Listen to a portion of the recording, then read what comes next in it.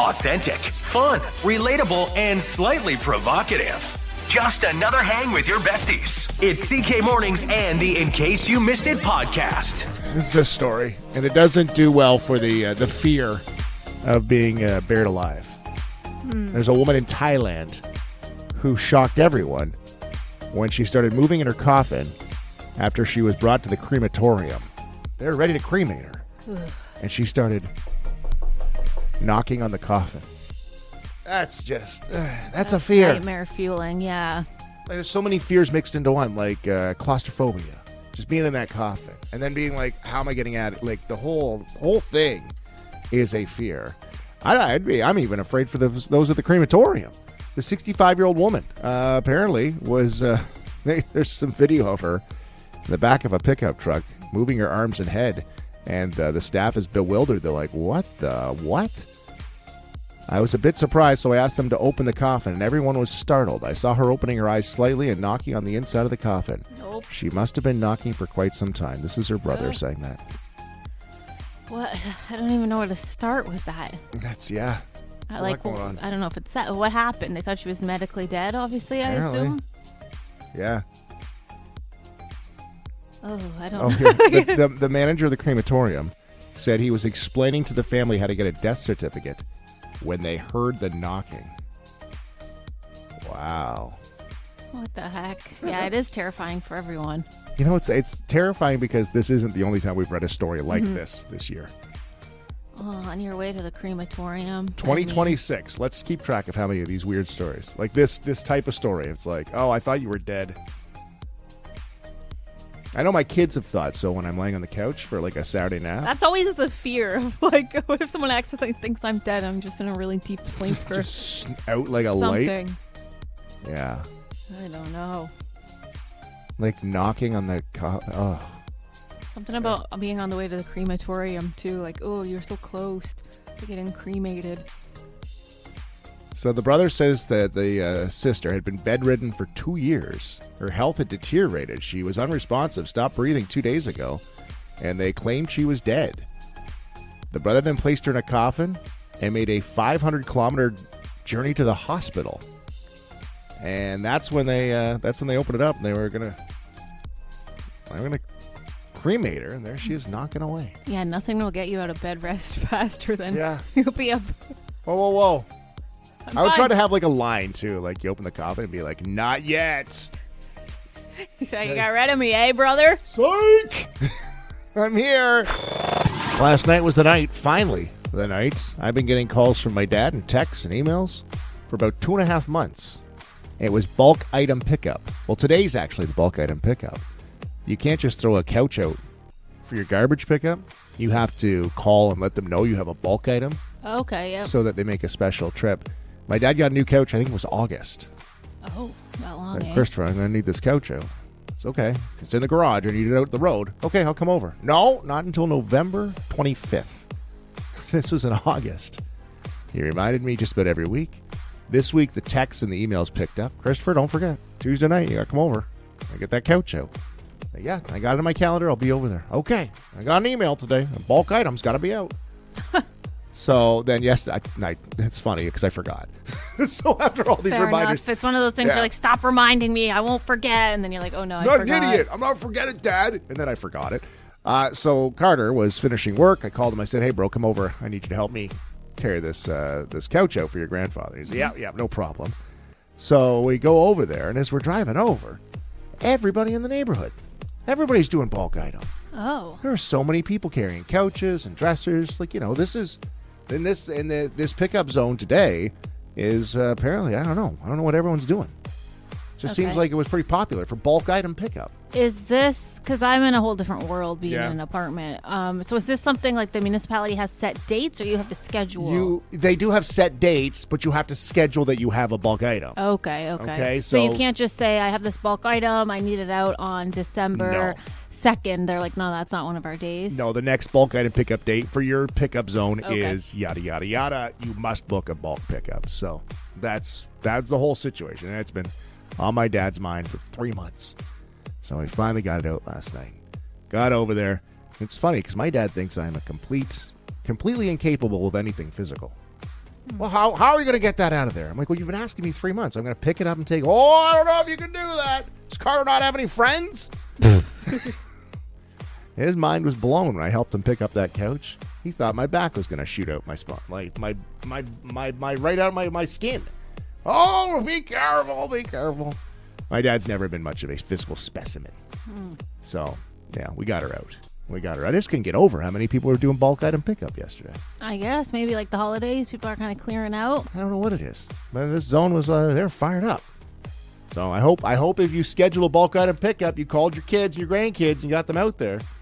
They're not doofuses like me. After 3 months, I still forgot. Well, I didn't know you're so handy. I could have called you to help with my couch. Ow, I was just waiting for the call. That would have been no problem. No, but from my dad's garage to the road, it was a straight shot. It was pickup, and he was over on his chair. Oh, geez, be careful. Don't wreck anything. He's had this couch for 40 years. Oh, wow. Oh, it's the old, couldn't get that thing out fast enough. Yeah, 40 years is a long year. And then he asked my kid if he wanted it. And as we're picking it up, I'm like, all these walnuts fall out of it, all these nuts. All the squirrels have been like into the garage, using the couch as a nest now. I'm like, no, he ain't taking this. We're going right out to the road. Bulk item pickup. I know we're all eagerly awaiting more details of Taylor Swift and Travis Kelce's engagement. Yeah. I'm eagerly waiting on the edge of our seat to get the details. We don't really know much. Well, where is it going to be? When's it going to be? We don't know that yet, do we? We don't know really anything. Okay. However, there are some rumors swirling, let me tell you, Chris. All right. That Taylor's got her eyes set on a venue in Rhode Island, June 13th, actually. Happy birthday to me. Is that the day you're 14th? The day right? before, yeah. Okay. But close enough. So she has her eyes set on a venue in Rhode Island for June 13th wedding day. One problem, though. It's already booked. There's another wedding happening. Couple is booked for that day that she allegedly wants. It's this Rhode Island location. Wow. So the rumors go on to say she's asked them to change the wedding date so that they can have that day and that venue and everything. However, it says that they've asked them to move it, but she's offering to pay for the wedding date and even the honeymoon. Oh. Would you do it? Well, I was trying to think. I'm like, well, it's Taylor. She can pick any date, but she wants a 13, doesn't she? Oh, it's maybe. Lucky 13. Okay. Yeah. I didn't even think about that. Yeah, I think you've actually, if you're like, I imagine you on your wedding day and the Taylor Swift's people are calling you. You would love that. That'd be like a little I'm feather terrible in at your cap. bargaining. I would have said yes before she even offered up the money. Apparently, this other couple's wedding costs $150,000. Wow. And she's offered to pay for that, cover the cost, which is probably equals to literally a penny for her, and the honeymoon as well. Yeah. Wait a minute. Did these people know that that's the date Taylor wanted, and they just started adding the plus onto the bill?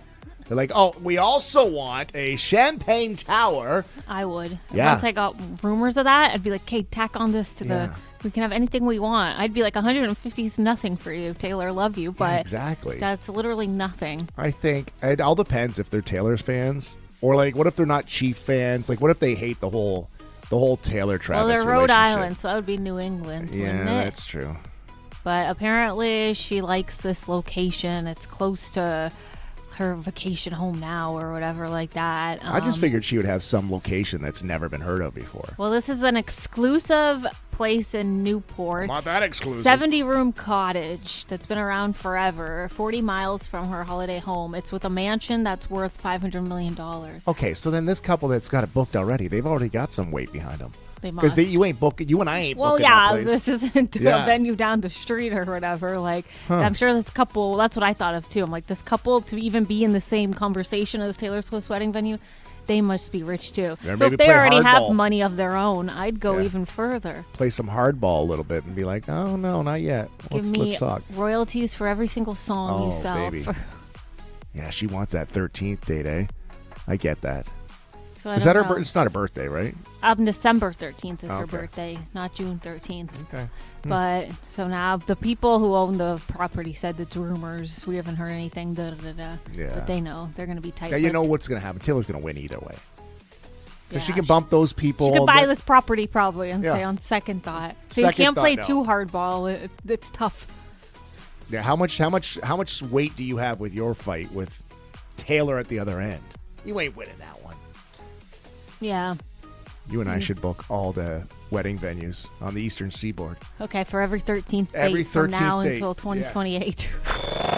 That's what she said. That's what she said. That's what she said. That's what she said. Now, a deep dive into the world of women's fashion, beauty, health, and the real talk on love and relationships. If it's trending and making waves on the group chat, Alannah's got it covered. Here's That's What She Said. I got a high heel hack today as we get into Christmas party season and whatnot. Okay. Might be breaking out the heels.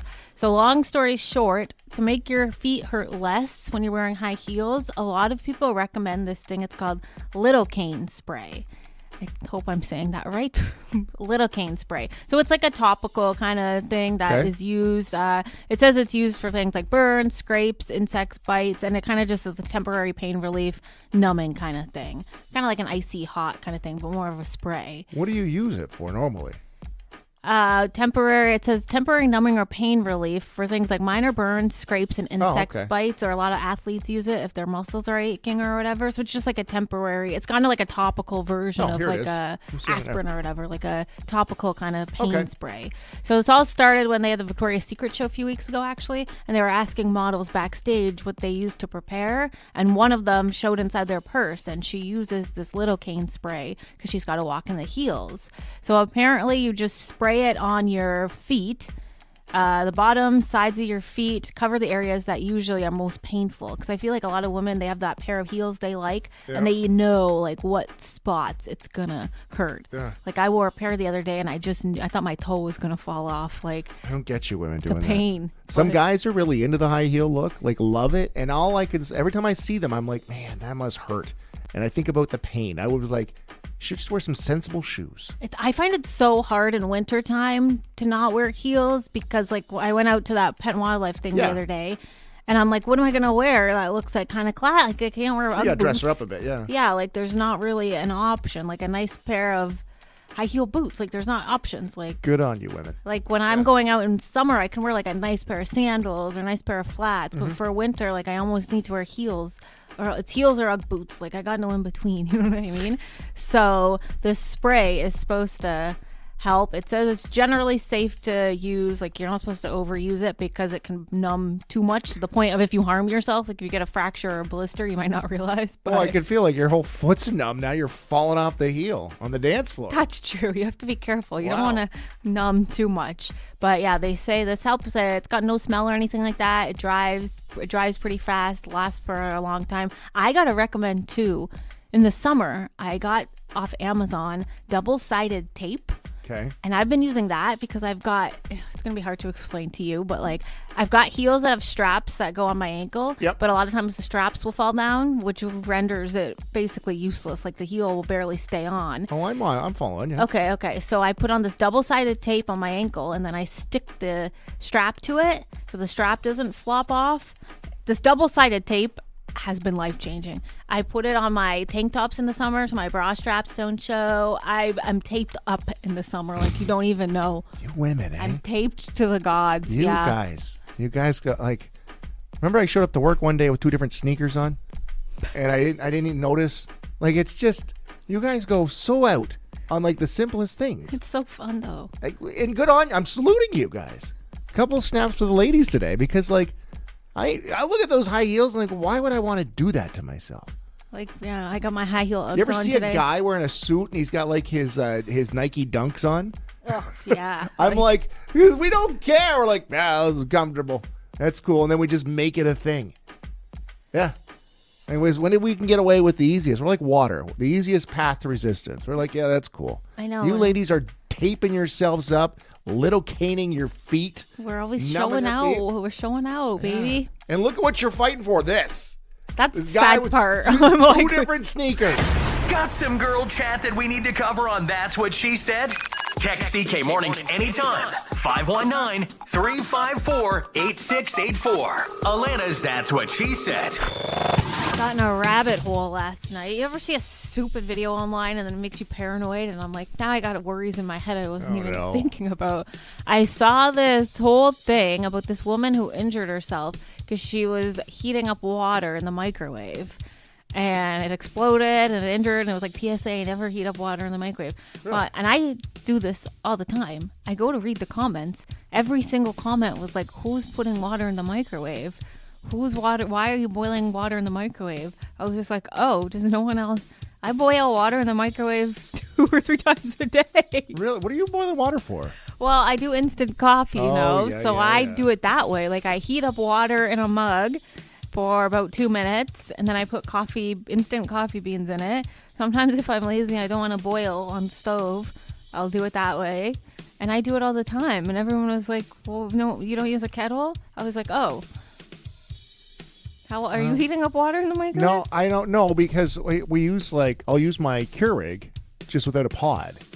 So that comes out hot. So that's one way of doing that. But also, like here at work, you can use the water cooler because there's the hot, that's like boiling water comes out of that. I don't have any systems in my own house, though. I don't have a Keurig or anything like that. And a lot of people are like, well, why don't you use, like asking people who heat up water in the microwave, why don't you use a kettle? But I got to be honest, like I'm just lazy sometimes. I don't want to boil it on a kettle. And Power of a microwave. Microwave's 2 minutes, and now I'm paranoid. This woman that burns. How did she burn herself? Did it explode, or she opened it up and spilled? It exploded, and people were going on about the heat point, and once it reaches a temperature, it'll explode. I'm like, oh, so now I'm worried about it. She had a whole picture of her microwave was exploded and everything. You're putting yourself in danger, kid. The line of fire just for a instant coffee. First of all, I know your thoughts on instant coffee. Why are you doing that? So that's how I've always made my instant coffee. I heat up water in a mug for 2 minutes, and then I pour in my instant coffee, my Maxwell House. Yeah, that's so it suits third me. world of you. Wow. The instant coffee thing, and then I didn't realize you were microwaving it. Yeah, I microwave water. Then Do you not like coffee? Is that what you're like? I love coffee. I'm Wow. just not a coffee snob to the point where like I can't taste the difference. People say instant coffee. Maxwell House, it tastes great. You're nuts. I think everyone's faking it because they want to fit in. Maxwell House coffee, if I gave it to you blindfolded, you wouldn't know the difference. I would know. If it was microwaved. If it was microwaved. Well, yeah, because you'd be disfigured because you'd have a water exploded on you trying to get me a coffee. People start talking about the rays in the microwave and the microplastics will heat up. I'm like, oh, man. Okay, let's say on the off chance you ever said, hey, Chris, why don't you stop by my place for a coffee? And I showed up. I'm like, hi, Allanah. What a beautiful home you have. I love your white couch. Let me have a seat here. And you say, would you like a coffee? And then I hear you in the kitchen. Is that no good? You've got the microwave If someone going? comes over, that's how you're getting coffee in my house. Microwave. That's my system. I'm going to boil water on the stove and make you coffee. I don't have a kettle. Well, you should first of all tell me I've got instant. I would say no. It's that big of a deal, Drink out of the toilet instead. Really? I didn't know people were so adamant to get an instant. That's always how I made my coffee. So when people come over, you get instant coffee. Wow. But now I'm rethinking. You ever do something and then someone comes over and you're like, oh, this isn't normal. You know what I mean? You're like, oh, this is a me activity that should not be shared. In public. Okay, so I guess the question is does anybody else use the microwave? There are people. I don't know if they're doing it like on a 2 times a day basis like you are. And how many people are drinking instant coffee? Someone defend me with the instant coffee. You can get every kind of instant coffee. First time texter. The cup may not be microwavable. 2 minutes, 10 seconds, just perfect for instant coffee. Great job, madame. Ooh. Who's this? A first time texter. Yeah. She's gonna have her pinky up now, drinking her instant coffee, thinking she's something special. Tons of us love instant. That's from David. Madame, oui, oui. What a gentleman here, this guy. Well, good luck drinking it out of the microwave. It's our Toques and Mitts mission, and it's supporting the Chatham-Kent Goodfellows here at the radio station, 117 Kyle Drive in Chatham. They're here, set up. We've been underway for about 22 minutes now. And Allanah, our roving reporter, do we have you there, Allanah? We have me here. Can you nice. hear me, Chris? I can hear you. You're on the mic. Are you in the parking lot now? I am out here with all the volunteers. I've got Tim Haskell with the Goodfellows right next to me now. We got someone driving in right now, I see, to donate. Nice. I can't see you. I want you to stand in front of the security camera so I can watch what you're doing. We're on the move, Tim. He wants to keep an eye on us. Wait, can you there see you us? guys are. I see you. I see you. There you go. All right, so you're out there with Tim Haskell and the Goodfellows, and thanks to Enbridge for offering some time today and volunteering, and also to Tim Hortons down the street, the Pritchard family that has donated some coffee and some Timbits to keep them warm here today. All right, Allanah, give us the breakdown. What's going on out there? All right, we're all set up out here. They've got their, so it's really easy. It's a drive-through. So you just come here at 117 Kyle Drive. You don't even have to get out of your car. The volunteers will take your donation. They've got a tablet so you can get entered to win that $500 Visa gift card or a suite at a Windsor Spitfires game. I'm with Tim right now, so you guys are doing a great job out here. And I saw you also got a check presented to you. That's a pretty sweet morning so far. What was that all about? So it was the Shriners. They give us an annual check, and they decided to do it here today. So it was a $500 check. Bingo, bango, baby. Yeah, off to the races already. That's a good start to the day today. Allanah, so ask him, because obviously you're driving to work this morning, and if you haven't caught and you missed it, you didn't bring your toques, you didn't bring your mitts, and you forgot to donate, we can do cash, right? Yeah, they can do cash donations, correct, Tim? Oh, for sure. You can bring cash if you want to bring toys too. We'll take everything today. But our mission is the toques and mitts. Yeah, we already got lots of boxes in here, yeah. We got a couple bags of mitts. I had picked up some from a little old lady there.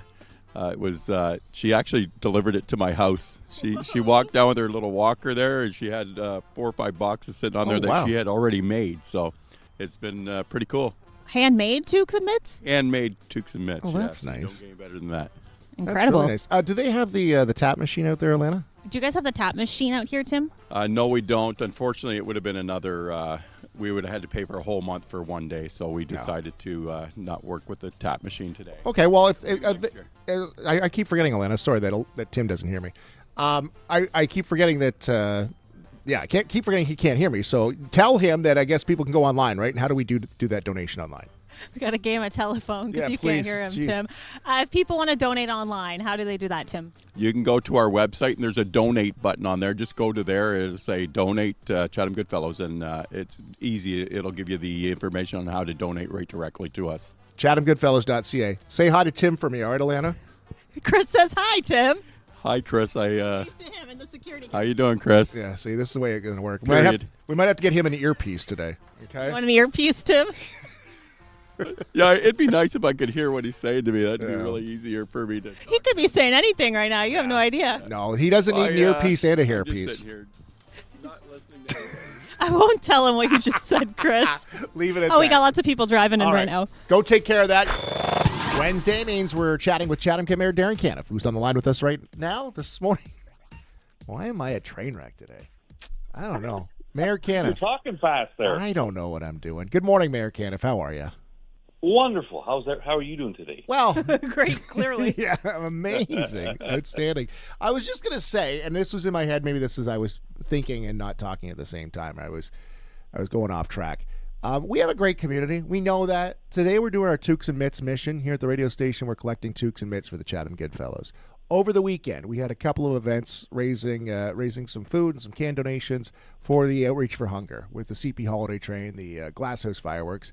Like, it doesn't really matter what the cause is. People in Chatham-Kent will step up and we'll take care of our own, don't we? Yes, that is. There's a lot of great things about Chatham-Kent, but what raises to the top is just what you said. The people, how they step up and help people in need, and you just gave 2 great examples. CP Train. They raised huge amounts of food for the food banks, and the people stepped up. It was a record crowd. I've been there several years, and there was a ton of people there. It was helped that it was Saturday and nice weather, but people came out and the truck was loaded. And the same with what happened with Glasshouse Nursery. They stepped up. Dave and Sue Van Ray, the owners, they threw the party. It cost them a lot of money to do it, but they did it just to get people out and to support the food bank. So it's amazing what happens in our community. Yeah, we do step up. And that's why when we talk about what happened last night, I'm going to let Allanah ask the question, but this means a lot to the people in the community that give back and, our pocketbooks. So we'll throw it to Allanah for the first one here. Well, we're right smack dab in the middle of budget deliberations right now. Last night, first meeting, you were able to trim it down by about 1%, so it's sitting at 3.96% tax increase as of right now. So explain how you guys kind of got there, where some of those reductions came from. Well, as you mentioned in the news, the significant portion came from spending capital dollars. So putting more dollars into the budget every year. we talked about the OSIF funding and how we're short there, but we need to keep putting more dollars in there. So we cut some out of what we're putting. So those dollars would have been over and above what we spend on capital. So we're increasing that each and every year. But that came out of that to get us down. There's a couple other smaller things that were done in there, but that was the main piece that got us down 1%. Where do you see this ending? Where do you see this budget end? Do you have a guess on a number, or do you not want to say that? Well, certainly we're meeting again tonight. And I think there was full discussion on the budget. So by the time we hit the end, there wasn't anything else coming up. So I don't expect to have a long meeting today, but we'll find out. And I'm sure you hear from a lot of residents during this process. Are you noticing any themes of where people want money invested, where they wouldn't mind some dollars being taken from? Yeah, they mean the key piece in there. There's no services being cut anywhere, so nobody should be that's not what we've done. 4% or 3.96 is a pretty solid number as far as when you compare across a lot of other communities. A lot of them are higher, so I think we're getting into more of a comfort zone. I'd like to have zero. I think many of us would, but the reality of that is, we in order to maintain our services. So, but we've had some feedback into the budget. There hasn't been a significant amount of feedback this year. And we could take a big chunk off if we said we're going to close this library in such and such town, and this arena is going away, and we're selling off this building.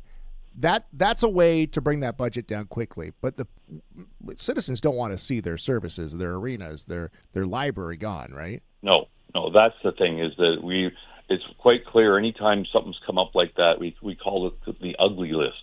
To say, okay, if you want to save money here, you close down all these things, you do this, you do this. And the public doesn't want that, doesn't want services. Nobody in the council chamber wants to do that. So it's one of those things that we work on being efficient and work on how do we get that down, and how do we keep delivering the services that our citizens want. Okay, I want to ask a question. I saw this at the Windsor Council. I think they were discussing this, and I know I've brought this up to you in the past, and I don't think we ever really kind of came to a clear answer. They discussed changing the time of their meetings, because they're 6 o'clock right now. I think they're Monday nights, just like us. But there was discussion of moving it till 10 a.m. And they thought a 10 a.m. meeting might get people more engaged, get more people to pay attention. More people might come out. More people might bring up their concerns.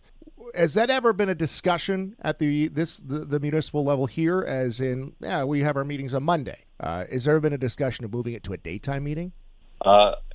I think some people might have just talked about it briefly, but we have a number of council members that work during the day, so we'd be asking them to take time off of their jobs. That in the end might inhibit some people from running in the future, because they say, I can't take that time off. Whereas even people that want to come out to council, if we had at 10 a.m. if they're working, they wouldn't be able to do it. So at 6 p.m. More people are able to come out. I get it that it's later in the day, but I wouldn't see us moving the dates. I mean, it's majority of council. If majority of council said let's have it at whatever time, whatever day, that's what we would do. I'm not saying I didn't say I liked it. I thought it was an interesting discussion about what time, if more people would come out or not, and who knows? Maybe if you're listening, you're thinking, 10 o'clock would be better. Maybe there's something there, but you're right. It would be an awkward time for a lot of people. All right, we're gonna wrap up. Christmastown is this weekend in Dresden. Dresden's Christmastown, but they're having their big highlight event. It is the Dresden Night Market on Saturday, and again, it's going to be cold, but people bundle up and they don't stop coming out no matter the weather. They love it. There's thousands of people that come. If you've never been to the Dresden Night Market, that you need to get out and go check it out. It's fabulous. You have well over 100 vendors, but you've got lots of other entertainment going on. It's a really fun opportunity. Just get out and watch Dresden's population triple or quadruple in one night. It should be wild. We should mention, too, the Tilbury at Santa Claus Parade's on Friday. So lots going on. We're into the season now. Mayor Canniff will talk again next Wednesday. Have a fantastic day, everybody. Earlier this week, you asked a water cooler question. And the question was, this happens to 10,000 people over the Christmas holidays. And the answer was, propose. There's a proposal happens. And I said, you can't do that over the holidays. Yes, you were very adamantly against a Christmas proposal. I had like a Christmas proposal, Valentine's Day proposal, and I think a birthday. You don't propose on those days. Like it's like I think you're chinsing out on a gift.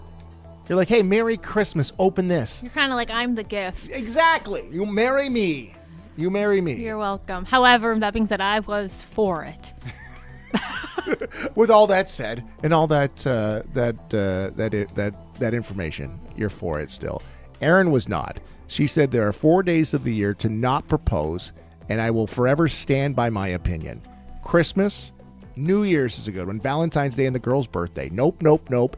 Make it on a special day on its own to celebrate for life. I agree with Erin. All those days are your no days? Those are no-go days. You can't propose on those days. And I want to know if we're alone, because we really didn't get into it much outside of the water cooler question on Monday. No, yeah, it just all these texts kind of started coming in about whether or not Christmas is a proposal day or not. Kristen said, I got engaged on Christmas. I also got a beautiful cedar chest, and I still have all three. Ring, cedar chest, and the husband. Bam. Girl. Patricia said, I proposed to my boyfriend on Christmas Eve in front of my family 2 years ago. Well, that's all kinds of different, isn't it? Yeah, I love it. That's interesting. She did the proposal in front of the tree, she said. I don't know. I wasn't as adamantly against it as you are. I see where you're coming from, but I wouldn't think it's that big of a deal. What do you think?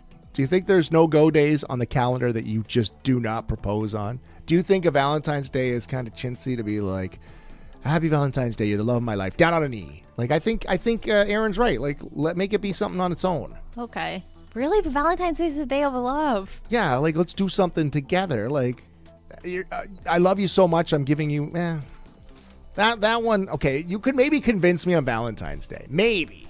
But the New Year's, the birthday, the Christmas, and anytime you're at somebody else's wedding too, that should obviously just be a no-go. Well, that's what happened. Remember, my friend got proposed to at a stag and do. Oh, at a stag and. And I helped set it all up. Yeah. See, you're all in on it. Okay, I'm against it. What do you think? Is there a no-go date for proposals on the calendar? I'm up in my soapbox here this morning after a water cooler question from earlier this week, and your question was, I think it was it Monday? I think it was Monday. Yep. This happens to 10,000 people every Christmas season. And the answer was propose. They get proposed to. There's a proposal happens. And I said, you can't propose on Christmas. You're for it. You said, that's cool. Why not? I said, I feel like it's like, you're right. You said it earlier. It's like, here's the gift. It's me. For the rest of your life, it's me. This is it. Unwrap me. Mm-hmm. Like, I feel like, and I guess if you are doing a proposal on Christmas, like, I think you got to have, that can't be the gift. That can't be it. Okay. I suggested when it first came up, you kind of do like maybe a few gifts and then end with that, or start with that and still do a few gifts. I don't think you can chintz out on the gifts. I think you still got to give the same amount of gifts that always, and then this is like above and beyond. You can't use that. I said you can't do it on Valentine's Day. What was the other one? Christmas Day, New Year's Eve. Valentine's birthday. Birthday. Don't give them the birthday as me. Like I don't think that's right. I think you're chinsing out on it. And it was Erin who actually texted us right after on Monday and said, yeah, those are the 4 days. Those are no-go days. You don't touch those days for proposals. There's 361 other days on the calendar that you can choose. Make one day special. That becomes the day you proposed. So I'm asking you what the no-go days are. Or is there not? Is there any no-go days on your calendar? Well, I'm so interested because a lot of people are definitely like on your side and agree with what you said. David says any day but a holiday. Other texter says my daughter got engaged on Halloween. Jarika says no holidays, birthdays, Valentine's Day. It should be a day of its own. Brandy, proposing should be done on any day that's not a calendar day already. So yeah, same thing. Do not propose on your birthday, says Kathy. Mike says don't propose on a Tuesday because apparently they're bad luck. Ron says I proposed Christmas Eve morning. Oh. Been married 20 years. That's kind of cute. Do it the morning of Christmas Eve, then you still have Christmas. Yeah, but Ron, let us know, then did you give her a gift the next day? Like, was there still gifts included, or did you be like, oh no, you got your gift yesterday? Even if you're getting like a $1,000 million carat ring or whatever, you'd still be like, this ain't good enough. Is this all I get? Yeah, I think there's no go days. With Kathy's response, do not propose on your birthday. I was going to ask you about that because you said the girl's birthday. Yeah. What if like your own birthday? I kind of like the Uno reverse of it all because no one would ever expect a proposal on the man's birthday. Yeah, I get and my that'd be so gifts. romantic. Be like, this day is about you. It's about us, not about me anymore. Oh, but then if, now I'm thinking in the future, it's always going to be, it's my birthday, but it's also the day we proposed. Steve brings up a good point. He says never propose on a major day. If the marriage works, it's sweet. If the marriage doesn't, then it's a punchline. That's a very good point. Yeah, that is a good one. Becky says no April Fool's Day for proposal. Barb says, I agree with Chris. Propose even the week before the holiday to make it separate, then celebrate on the calendar holiday. Unless she says no. That's a big fear because then I don't know. I think if you're proposing, you got to know what they're going to say. Right? Yeah. You got to know. You got to know. So I guess I'm not totally alone. No, I feel like a lot of people are on your agreement with that. Okay. Is it really bad news to propose on a Tuesday? Is that bad luck? I've never heard. Oh, well, what do I know? Proposing on a Tuesday. Let me see what old Google has to tell us. Proposing on a Tuesday can be a great idea because it's less expected than a weekend or holiday. Yeah. Nobody expects a Tuesday proposal. No, I like the surprise elements. So. Even throw her a curveball, say we're getting married on a Wednesday, baby. Whoa. Whoa, look at that. Subscribe to the CK Mornings in case you missed it podcast and never miss an episode. Plus, drop us a rating and a comment too. Listen live weekday mornings at 94.3 CKSY.com.